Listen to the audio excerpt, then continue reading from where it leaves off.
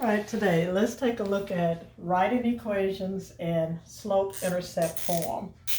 What slope-intercept form is y equals mx plus b.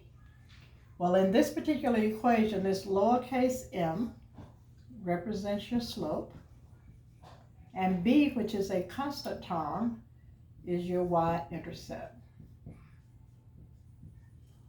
So from the title, in order to write an equation in slope-intercept form, you need the slope and you need the intercept, the y-intercept.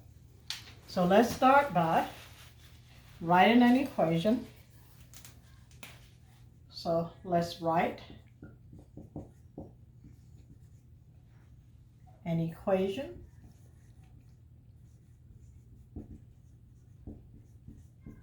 of a line in slope-intercept form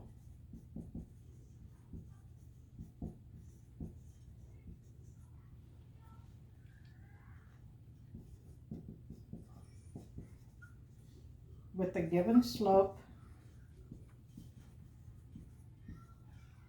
and y-intercept.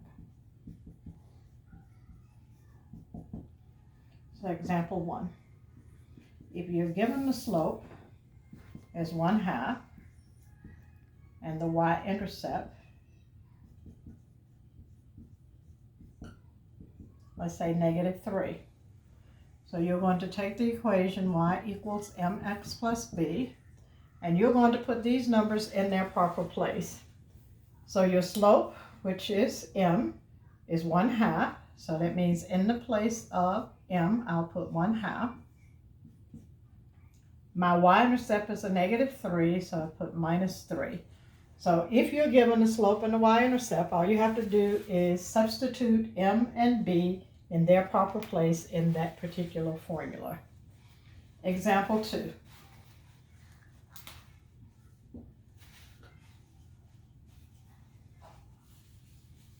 For example 2, let's say we have a slope of a -3/7 and a y-intercept of 2. Again, put the slope and the y-intercept in their proper place. M represents the slope, which is a -3/7. My y-intercept is a +2, so it would be +2. Example 3.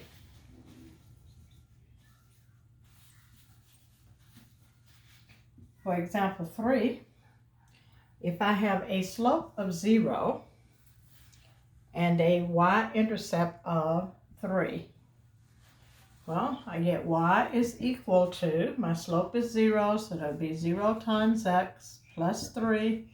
So I get y is equal to 0 times x gives me 0. So I get y is equal to 3. And since I have an equation where a number, y is equal to a number, I'll go on and introduce to you, anytime you have y equals a number, that means that you're going to have a horizontal line.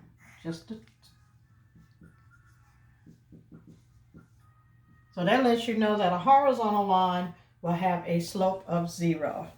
Again, a horizontal line has a slope of 0. Example 4.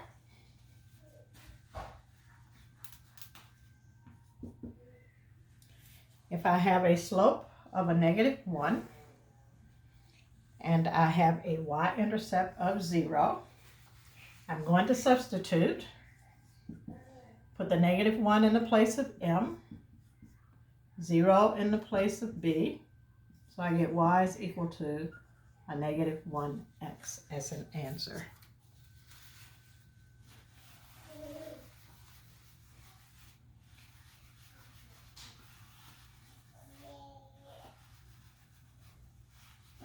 Next set of instructions. Write each equation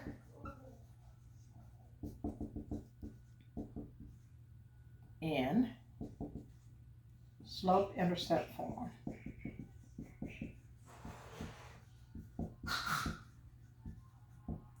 So that means that I need my equation to read y equals when I finish. Also, let's identify the slope and the y-intercept. So example 5. If I had a negative 4x plus y is equal to 2.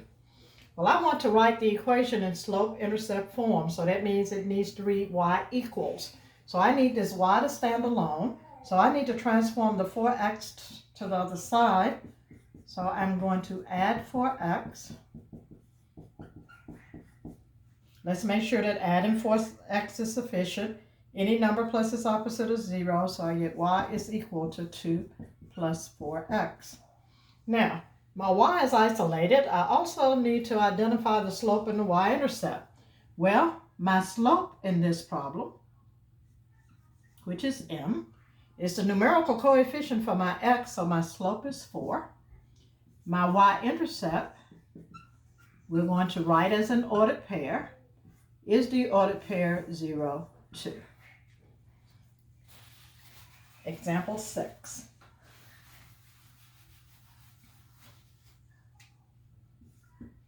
If I had 2x plus y is equal to a negative 6, again, I need to isolate the y. I need to transform the 2x to the other side. It's positive, so I'll subtract 2x. So I get y is equal to a negative 6 minus 2x, or you can write it as y is equal to a negative 2x minus 6. Identify your slope. Lowercase m is slope. Your slope is the numerical coefficient for your x. The numerical coefficient here is a negative 2, so my slope is a negative 2. My y-intercept, write it as an ordered pair, is the ordered pair 0, negative 6. Example 7.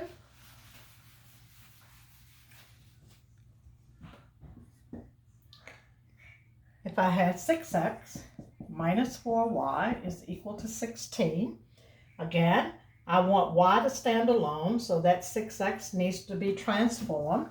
The 6x is positive, so I'll subtract 6x from both sides. 6x minus 6x is 0. Have a lot of respect for that dash in front of that 4y.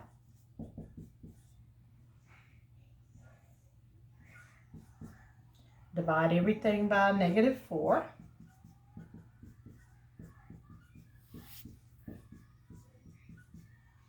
Those negative 4's cancel. 16 divided by a negative 4 is a negative 4. A negative divided by a negative is a positive.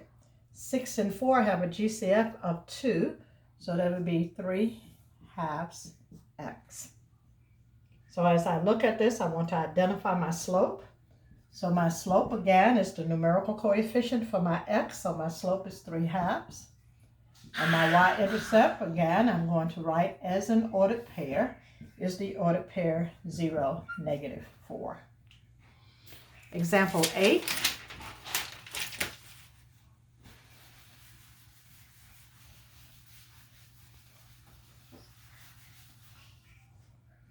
For example 8, if I had 2x minus 3y is equal to a negative 2. Again, I want the y to stand alone, so I need to transform the 2x. I will transform the 2x by subtracting 2x. Again, have a lot of respect for that dash in front of that 3y. I want y to stand alone, so I need to divide everything by a negative 3. So y is equal to a negative divided by a negative is a positive, so that's a positive 2/3. A negative divided by a negative is a positive. So my slope, again, the numerical coefficient for my x is 2/3. My y-intercept is the ordered pair 0, 2/3. Example 9.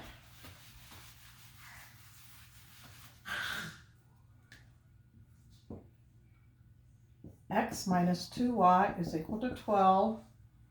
Transform the x by subtracting x from both sides.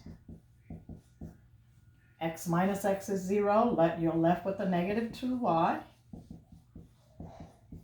Divide everything by that negative 2.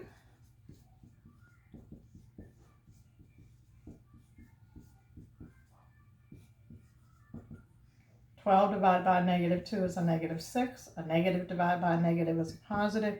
There's a 1 there in front of that x, so that makes that a 1/2. So my slope for this problem is 1/2. My y-intercept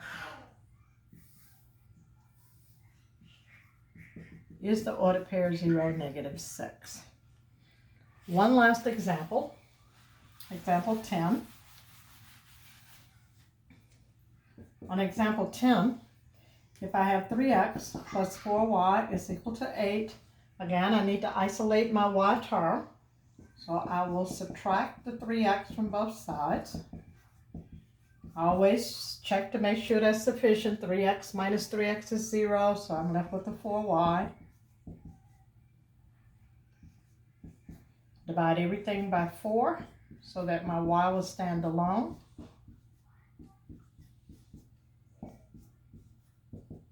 Eight divided by 4 is 2. So my slope for this problem, again, the numerical coefficient for my x is a -3/4. My y-intercept is the ordered pair 0, 2.